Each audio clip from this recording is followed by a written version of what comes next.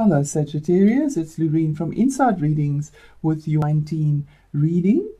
I will be using the tarot as well, but with regards to the energies for you for this year with the eclipses that are happening and the houses that it's happening for you. Now in astrology we have the lunar nodes, which are called the North Node and the South Node, which is the lunar nodes of the moon, and this is what causes the eclipses. So the last year, the eclipses were between Aquarius and Leo, which is your 9,003rd house, and that's what you would have been dealing with, communications and higher learning, higher...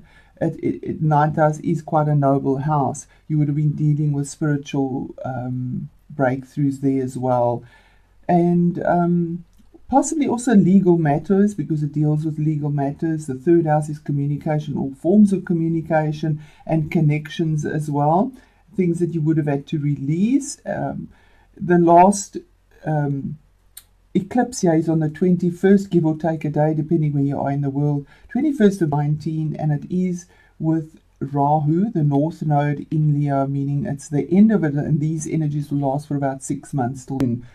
And this is where your focus needs to be in this house, the 9th house as well. It's also the house of travel, foreign countries. It is the house of Sag, your house. So this is the direction you need to go in. But on the 5th or 6th of April, we have the eclipses that start for this year, 19, and they will be for the year running through Capricorn and Cancer. So just to give you a little more information about the eclipses, the nodes always move backwards. As we can see, it moves from Leo to Cancer, and that's why we call the lunar nodes, or why we associate the lunar nodes with past lives, because it goes back in time. They move backwards.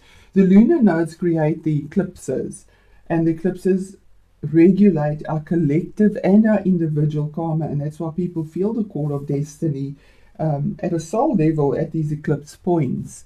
So have a look at when the last eclipses were for you and how that affected you, and you'll see it's quite pivotal points of when the eclipses happen, on the day or just before, just after, when the energies are really strong. So although both the nodes are connected with karma, it's only the South Node, this tail end, that is connected to past life and past karma. This is the knowledge we came in with. This is the knowledge we need to gain with the brain and the head and the eyes, what you need to devour, what you need to strive towards, and this is what you need to release. The tail, the anus, the releasing of it. So the North Node instead is connected to our future karma, with the possibility to alter our karma using our free will and choice. The North Node is what you need to master, as it is unfamiliar. But when we focus on this North Node, everything flows in perfect alignment with the universe. The South Node always represents lessons from past lives and karma that you are born with. You don't even know what you come into this world with, into this life with, your subconscious, or you have the knowledge, but it's hidden knowledge. This is what we need to leave behind to evolve as individuals. So the South Node represents our unresolved karma, or what we need to sort out in this lifetime. The South Node is a stagnant gift that needs to be steered in the direction of this North Node. The South Node becomes a problem when we get stuck or refuse to change, doing the same things over and over again, because we're familiar with it. The solution to the South Node problem is always the North Node. So this year, what you need to be releasing is your second house, and that's the house of earned income, how you make your money, how you spend your money. But we'll go deeper into that.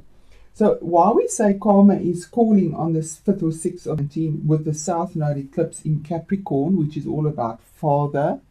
Capricorn is hierarchy and status, and it's the highest point. Okay, you are at the top, so but it's also the highest point where the sun shines the brightest and represents what we aim for, having greatest visibility, and where we feel exposed. And with the sun there, we definitely feel exposed. Capricorn is all about hierarchy and status. and a partial solar eclipse that combines with Saturn and Pluto, giving you an opportunity to improve your lot in life. But with Saturn, it will be with sweat, tears, and hard work. Saturn is the taskmaster. He works only with discipline and hard work to build something new, and that'll be over the next 6 months, where you'll be shedding and releasing here to gain here. So Saturn works with discipline, and sadly that's what it is. It's all about discipline. The combination of these planets are all about past life. So you'll be experiencing a huge karmic release in the South Node, Capricorn, your second house. It's about father, maybe something that you're releasing, that you've come in with father. It's about, because it's high up there. So let me give you some info about the planets. Pluto is unpacking karma, digging deep into the subconscious to reveal hidden knowledge. It's personal transformation, and it is so slow moving. It will be there for a long time yet. Saturn is discipline and control. So it's always the consequences of your actions or your inactions, and it's been here in Capricorn since the 9th of 18, and it'll stay here right through 19. So the sun is about authority, career, status, ambitions. It lights up this house with the solar eclipse, making everything transparent. Mercury, again, which is there at the same time, is all about communications on all levels and connections. It's about having all of that. It's lit up, it's there for you. And then we have Uranus, another slow-moving planet, which is about innovation and insight, but it comes very fast and shockingly. It is currently in Aries, your 5th house, which is about children, love, romance, relationships, committed relationships, the entrepreneur, using your mind. But it is in Aries, but it is moving, and it'll move into Taurus in March. I think it's about the 3rd or 6th of March, and it'll be there for the next 1.5 years, give or take. And that'll be your 6th house, where you will have your personal transformation taking place there, because Uranus brings personal transformation that when you've done your 1.5 years going through a area of your life, you're never the same. You're different. We have Mars in Aries. Mars is all about ambition and drive and taking the action. That is in your 5th house, your house of children. So you'll be taking action here, and it'll be quite dramatic as well. Relationships, but the action will be there because you've got both these planets in here as well. This North Node enters Cancer, which is all about mother and the moon, on the 31st of December. And these eclipses carry on right through to the 5th of 20. So it's a total of 10 months that eclipses go on for. So Cancer is all about making us feel nurtured, safe and protected. Like the crab, it has this crusty protective shell, and it represents our need to feel safe and secure and to have a home. So the North Node in astrology points to spiritual life lessons, or the keys to happiness and fulfillment, representing your destiny and karma in this life. So it's what you have come here to accomplish. So for you, Sagittarius, this unpacking in your 2nd house is about your earned income. So you've come into this life with something that has blocked you, and these eclipses is going to help you to release what has blocked your form of making money, your way of earning money. It's also the house of teaching, what you want to learn. But definitely the form, it seems to be a lot to do with money, because we have earned income and we have other people's resources where you gain from. This house is the money or the lack thereof. It's about your possessions, possibly properties, your early education, the food that you eat. It's family life that comes into it, and we have this 5th house here as well. Knowledge and learning, it's especially traditional values. It is the house of Taurus, but also how you earn your money, your self-esteem, how you deal with money, how you spend it or save it. It's also new jobs and business opportunities, or the endings thereof that could be released as well. Endings are, because whenever there's an ending, there's a new beginning. There has to be an ending for a new beginning to start. Okay, and then where you need to be focusing on will be the 8th house, and the 8th house is Pluto rules the 8th house, which is this personal transformation, and it is about resources once again, but other people's resources that you would benefit from, like your partner's money, joint finances, shared properties, bank loans, mortgages, alimony, legal settlements, because you've had the 9th house, and that's legal legalities as well. So if you had anything there, it's moving here now, where it'll be possibly settlements for you as well. Also about remote foreign places. So there could be possibility of moving home, moving, because it is Cancer, to far off places, mysteries, intrigue. Definitely a lot about money and things that are hidden that will come to the fore. So I'm going to keep this short and ask Spirit please to come in and to give us a message. We're going to put out some cards for what the energies are to release, to help you release and to focus on what have you brought in, what do you need to rid yourself of in the 2nd house, the house of your earned income. And gee whiskers, what a way to start off. And 2 major arcanas. We only bring 3 out. So Sagittarius seems to be an awesome year for you for manifestation. 3 major arcana cards. That is really amazing. These transformations for you. And there we go. Okay. Right. Okay. So let's get into this. Sag, it's saying that you have the Sun, the Empress, and the Moon. I mean, you have the Sun and the Moon. We have the eclipses, the Sun and the Moon, the solar eclipse and a lunar eclipse. Okay. So there's definitely going to be manifestation, something new, birth of something new between the solar and the lunar eclipses coming up for you. It's major arcana cards. The moon could also represent a Pisces person possibly in your life as well, or something you need to walk away, something you need to face your fears with that's come in from the past. But the Sun is always a yes card, moving forward, letting go. The alignment is there for you, and that the Sun card always represents for me your true alignment is now there. The alignment of these eclipses has brought this, and the releasing of this karma, feeling like a child with enthusiasm with this new growth that is coming for you. Having the Sun on your back, the Sun aligned, it's a partial solar eclipse for you. I mean, how apt. And then this is card 10, which adds up to 10, which is 1. Letting go, moving forward, is your expansion, the birth. There might be, there's a new harvest. She's the mother nature, the new harvester. There's new birth here. There's abundance in everything for you. Absolutely positive energy for you with this releasing and opening of what has blocked you in your earned income sector, the way you earn your money. Maybe you haven't earned what you deserve. Those blocks are gone with these, gone. And then the moon facing your fears, moving forward. It's card number 10, which is 9. It's the end. It's the end of the cycle. Thank you, Spirit. This is just so amazing. I get so excited. Facing your fears, coming out of these depths, and taking your chances, going towards where the illumination is for you.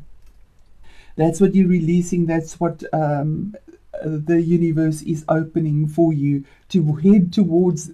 This, your North Node, which is your 8th house, other people's resources and sharing, joint finances, joint property. And here we have independence, another 9. Independence in a very earthy, grounded way. It will follow all of this, and this is what is opening up for you. Having this breakthrough and having enough to take care of yourself and to have everything that you need. It is the end. 9. The cycle is there for you. This is card number 6, finding the balance and possibly longing and missing children. We have children here and action that will be taken there that could be quite dramatic as well. Missing them, having that nostalgic feel, but finding the balance with emotional, it's cups, it's water, with emotional energy, finding it, finding the gifts, receiving the gifts. And it's also to do with your past. The 6 of Cups is always thinking about the past, longing a bit about it, and wanting to find that with fond memories. So what you're leaving behind, you might be, it is karmic, it is dealing with the past. And there we go. And major arcana cards always deal with the past as well. And then we have forward movement for you with regards to an offer that is financially abundant. And we have it in your 8th house, Sag. There is abundance coming to you with longevity. It has taken a long time because this is a slow moving night. And the movement forward, the offer is there for you. You've gone out to conquer this. You've put in the work. Saturn has rewarded your blood, sweat, and tears. And you've conquered it. Your offer is there. To do this, you've had to check all the details. This is slow moving energy, but you've done it right. You've checked it. Your reward is forthcoming. So really, really a beautiful reading. I just wish I had more Sagittarius that would listen, or just, well, the universe will be there, because this is such an awesome reading for you. Okay, so Sag, we're going to put an energy card out here and see how that plays out. And then I'll pause so that we can get the pages to save time. And there we have, again, victory. Victory for you. Releasing those blocks. Oh, thank you, Spirit. Thank you, Spirit. And there we have man holding a heart. So, yeah, we have relationships and action as well. But there's a lot of abundance here, victory, getting out of your blocks, and possibly even new relationship with Mars in the relationship sector, your 5th house. So let me pause this and read it in the book. Thank you.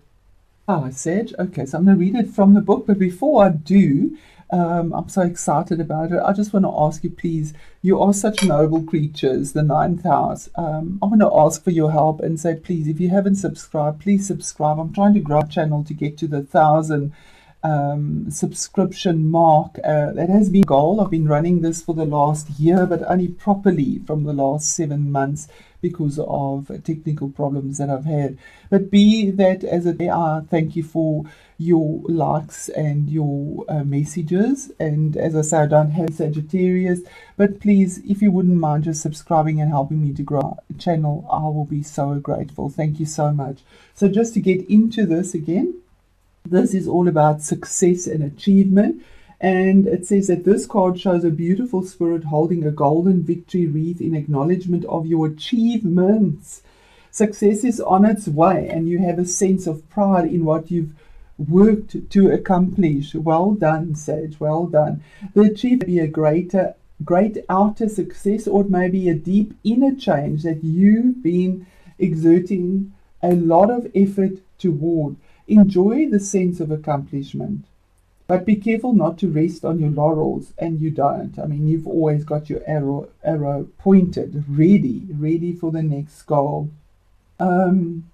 People expect outer triumph to bring great changes, but often there will be small inner work to do. Let yourself be open to victory on every level now, and this is the releasing part. There's stuff that was hidden and the sun is now lighting it up. It is a solar eclipse. The knowledge that you didn't have is there for you, and the abundance is right in the center here. Abundance in everything you touch, Sag, this year, opening up for you as you release this karma. And number 5, that's 8. It's 1 again, a new beginning, the same as this, a new beginning for you, letting go of that 5 is 9, and here we have it again. Isn't Spirit amazing? Thank you, Spirit. It's the end of a cycle, and then this new beginning can start for you. So this is a male dealing with family, and we have family as well. This is children, 5th house, male dealing with family, love or emotions. It says, this tender man sits with flowers all around, holding a heart in his hand. For a man, this signals a greater clarity about emotions and their purpose in your life. And this is this yearning and longing, and possibly to do with children as well. There could be a more balanced approach to family and love at this time, even if these have been confusing experiences for you in the past. For some, this card upright could signal the presence of a new man in your life, one who tends to be more thoughtful and aware. Whether or not this man is a love interest or a friend, he brings a high intention to help where personal projects, family or home issues are concerned. So really awesome reading for you, Sagittarius. This is your noble energy as well, the always wanting to go out and help.